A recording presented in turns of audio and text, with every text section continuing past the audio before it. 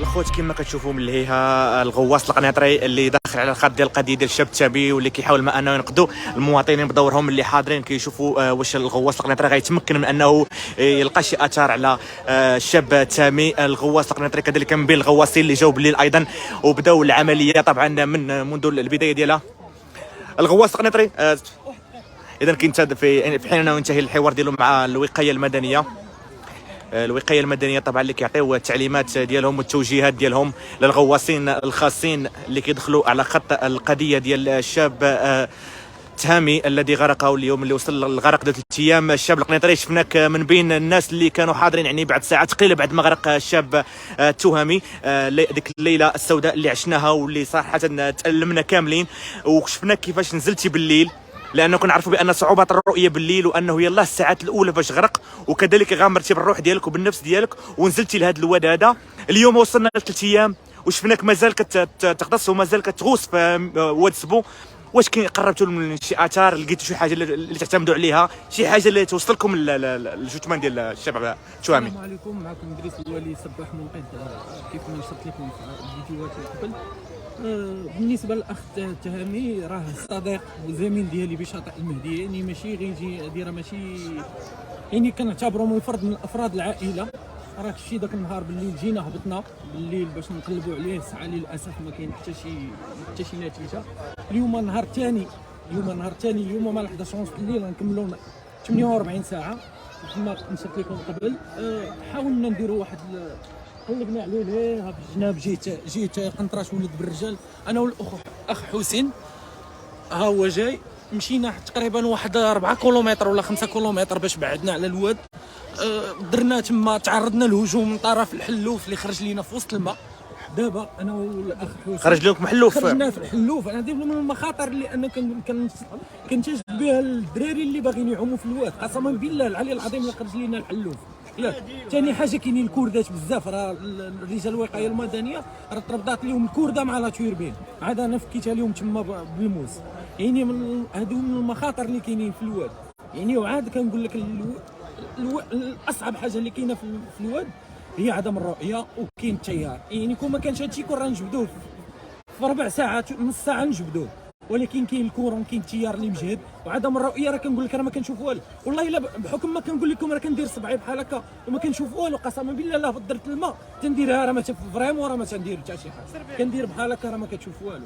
ونتمنوا من الله في اقرب وقت ننتشلوا الجثه ديال الاخ ديال التهامي والكمال على الله. ومن هذا المنبر والله لا كنشكر الوقايه المدنيه اللي كيقوموا بواحد العمل اللي صعيب اللي ما يحس به اللي غيهبط لهذا الواد. راه بحكم ديال الدراري ديال جديده لا بزاف الناس راه قال لك راه من كاين اصعب الويدان اللي كاينين في المغرب هو الواد سبو. ونتمنوا من الله ننتشلوه في اقرب وقت. شكرا اخي. شكرا. اذا هو السباح المنقذ واللي غاص في واد سبو من اجل انه يحاول يلقى شي اثر على الشاب التهامي، لكن لحد الساعه لا جديد ذكر في القضيه. كيقول بانه صعبت الرؤيه وايضا خرج لهم حلوف هنايا في واد سبو. يعني شباب اللي كيغامروا بالحياه ديالهم في سبيل انهم يجبدوا الجثمان ديال الشاب التهامي. لحد الساعه لم يوفقوا، ولكن دعوات المواطنين كثار اللي حضروا واللي توافدوا من جميع مختلف مناطق الاقليم وايضا حتى خارج الاقليم، يعني ناس من مدن بعيده اللي جاوا باش يازروا ويوقفوا جنبا الى جنب مع عائله الشاب التهامي. رجال الوقايه المدنيه لا زالوا بدورهم يعطون التعليمات اللازمه والتوجيهات للغواصين، وايضا يربطون الاتصال بجميع النقاط لعل وعسى انه يبان في شي نقطه من احد النقاط بواد سبو. لحد الساعه مازال طالقين عنان البحث، ولحد الساعه مازال ما لقاوش راس خيط اللي يوصلهم الجثمان ديال الشاب التهامي والمكان اللي كتواجد فيه الجثه ديال الشاب التهامي. الشاب اللي كيبلغ طبعا من العمر 27 سنه حسب ما توصلنا به من اقارب الشاب التهامي، اللي كيقول بانه كان كيشتغل كسباح منقذ في شاطئ مهديه اللي وصل الاجل ديالو. وكانت ليله سوداء اللي عشناها بمدينه القنيطره، خصوصا بعد توالي الاحداث بعد ما انتهينا من قصه الشاب عبد الرحيم ولم نرتاح بعد، فبعدها سمعنا قصه الشاب التهامي اللي تفاجئنا كيفنا كباقي المغاربه. بهذا الخبر هذا اللي كان كالصاعقه اللي نزل علينا، ولحد الان مازال ما مستوعبينش كيفاش وقعت هذه الواقعه هذه، خصوصا انها في وقت متاخر من الليل. يعني صراحه امور صعبه وصعب بزاف على العائله ديالو، لان هذا الشاب هذا مازال فريعان الشباب ديالو، مازال كان عنده اهداف وطموحات اللي كان كينوي على انه يحققها، لكن الاجل حان دون ذلك، دون انه يوصل للمراد ديالو، لان الاجل بيد الله.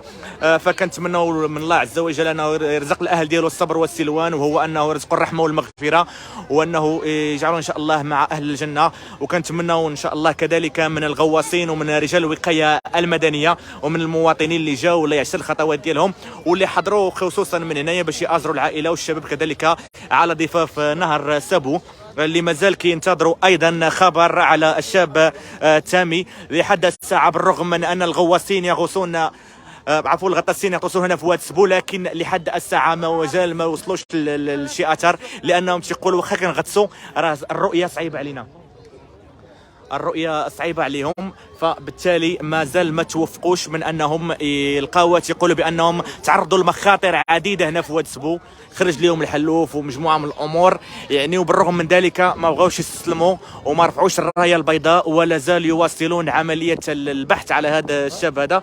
وايضا حتى بدور المواطنين اللي مازال كيتسناو وتيقول لك حنا راه هنايا، وكندعيو مع العائله ديالو، وكنتمناو ان شاء الله من انه يبان في هذه الساعات القليله القادمه. وكنتمناو كذلك ان شاء الله ان العائله ديالو ما تزيدش تعذب اكثر ما هي معذبه الان، لان الام ديالو في واحد الحاله صحيه صعبه للغايه. الام ديالو كتعيش الويلات في هذه الايام هذه، لانه صعب جدا. كنعرفوا بان الكبده ديال الام والقلب ديال الام، وكنعرفوا بان الحب ديال الام للابناء ديالها فراه هو حب ماشي عادي، فالام ديالو راه مازال كتعاني. فكنتمنوا ان شاء الله من اننا نسمع شي اخبار. فين هي؟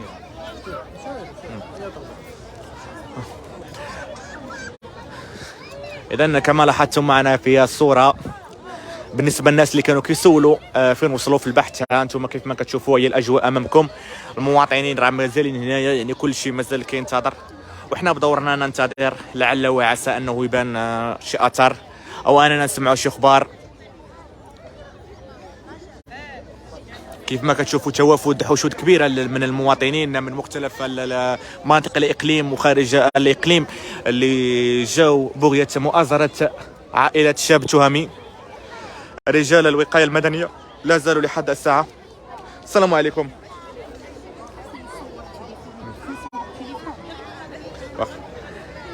اذا كما هي الاحداث وكما هي الصوره متضحه امامكم، إن شاء الله سنوافيكم بأي جديد يذكر وبأي مستجد جديد في الملف وفي هذه القضية، وإحنا دائما إن شاء الله معكم على الخط.